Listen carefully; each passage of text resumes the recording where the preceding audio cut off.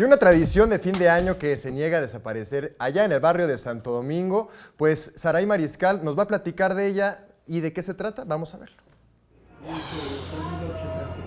Las nuevas tecnologías desplazaron a las tarjetas navideñas de papel o cartón.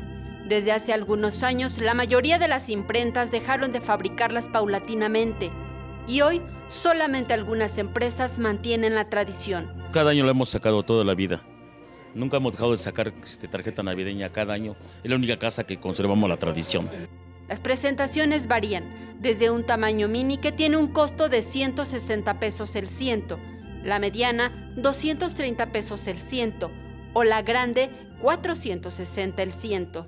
Sin embargo, hay quienes aseguran que la gente debe actualizarse y utilizar alguna red social para enviarse tarjetas. Yo creo que es bueno tanto las tradicionales como las de ahora. Hay que actualizarnos, porque pues los niños, los jóvenes ya vienen, ¿no? con otra idea, ya crecen con toda esta tecnología. Entonces, pues hay que actualizarnos. Sea como sea, a través de WhatsApp, correo electrónico o el correo tradicional, recibir una tarjeta es uno de los gestos más cálidos y significativos que en estas fiestas decembrinas se debe apreciar.